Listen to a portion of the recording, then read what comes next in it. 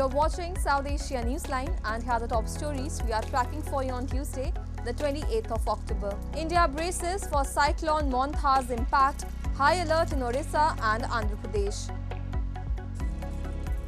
No resolution as Afghanistan-Pakistan end peace talks in Istanbul. And devotees in India take holy dip, offer prayers at Chhath Puja culminates.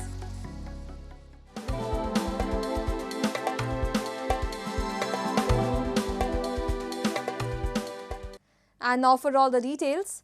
As cyclone Montha was set to make landfall later on Tuesday, several coastal districts in the Indian states of Andhra Pradesh and Orissa braced for the impact. Authorities had conducted evacuations and made all necessary arrangements.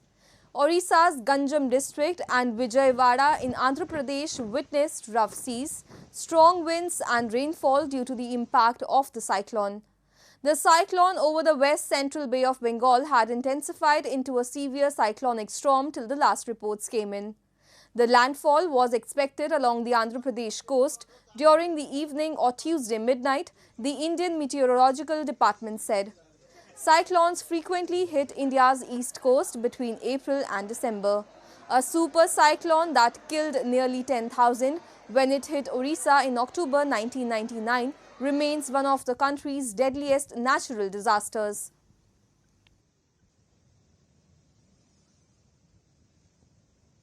Sir अभी तो हवा तेज चल रहा है, उसके वजह से थोड़ा बहुत मतलब हमको भी लग रहा है लैंडफॉल होने के बाद और भी ज्यादा कुछ हो सकता है सर। मछली मारने के लिए अभी तो 2-3 दिन तक जाने का कोई चांसेस ही नहीं है sir. For any kind of eventuality, district administration is fully prepared. In the meantime, we have evacuated more than 2,500 people to self-shelters. And in respect of rural areas, in respect of urban area, 128 people so far have been evacuated. They have been kept in safe shelter.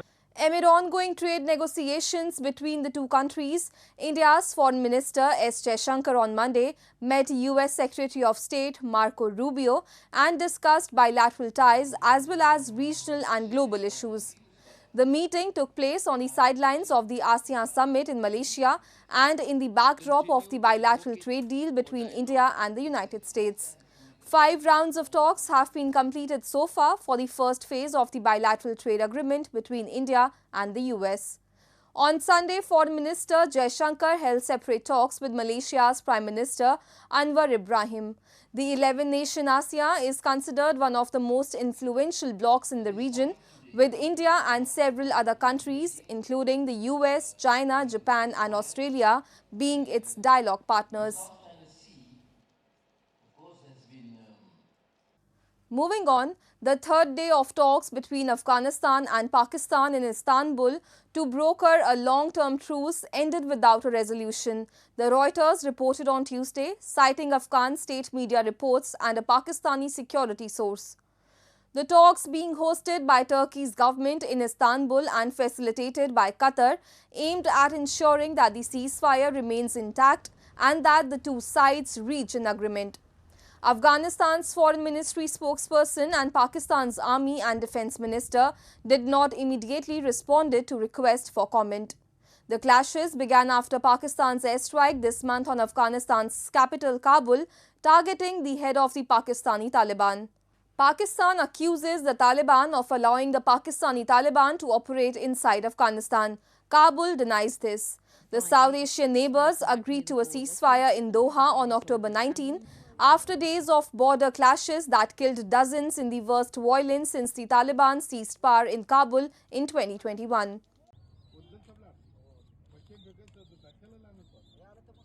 And human rights groups have once again raised alarm over Pakistan's tightening grip on press freedom. The Human Rights Watch has urged Islamabad to drop what it calls politically motivated charges against veteran journalist Matiullah Jan. A report. The Human Rights Watch has called on Pakistan to immediately drop terrorism and narcotics charges against journalist Matiullah Jan, who is due to be indicted by an anti-terrorism court in Islamabad on 31st of October. The rights group said the case appears politically motivated, aimed at silencing Jan's outspoken criticism of police abuse and government overreach. Jan was accused of possessing drugs and committing acts of terrorism after allegedly resisting arrest in November 2024, claims he has strongly denied. The veteran journalist says he was abducted and targeted for his reporting.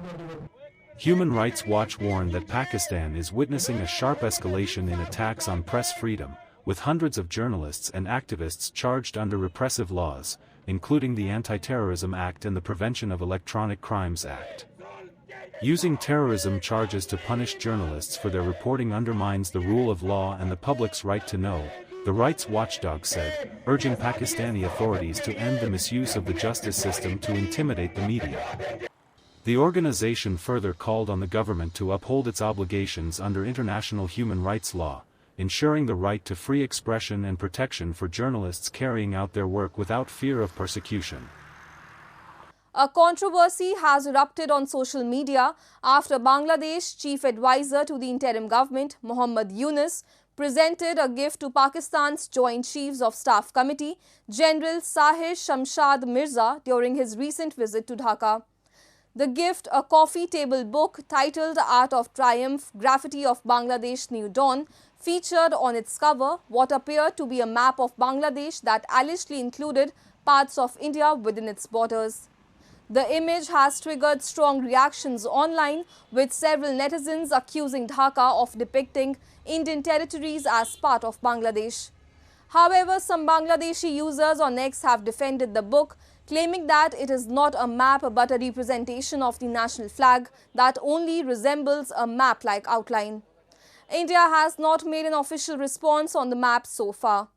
Meanwhile, the meeting in Dhaka also marked a revival of the long-stalled economic partnership between the two countries, with both sides discussing trade, investment and defence cooperation, first such session since 2005.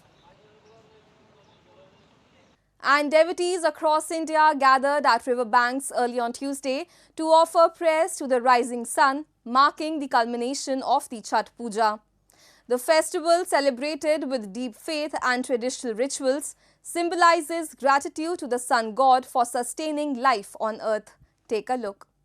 Hindu devotees in parts of India, especially women, thronged riverbanks on Tuesday as they offered prayers on the Chhath Puja festival dedicated to the sun god. Hundreds and thousands of sari-clad women took a holy dip in the early hours of the day and offered arg or holy water to the sun god and smeared each other's foreheads with vermilion.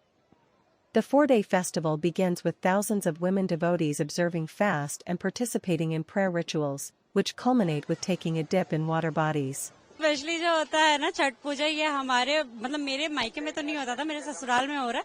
तो शादी के बाद मेरा पहला छठ है, तो यहाँ पे हमको बहुत सारा चीज सीखने के लिए मिला। जैसे छठ के टाइम पे ना सारी चीजें एकदम अलग तरीके से की जाती है, तो बहुत शुद्धि तरीके से इसकी पूजा की जाती है, उगते हुए सूरज की और डूबते हुए सूरज की। तो सारे तरीके के फल, वेजिटेबल्स, जितने सब्जियां होती हैं, सब कुछ भगवान को दिया जाता है, चढ़ाया जाता है, बहुत श्रद्धा से पूजा किया जाता है।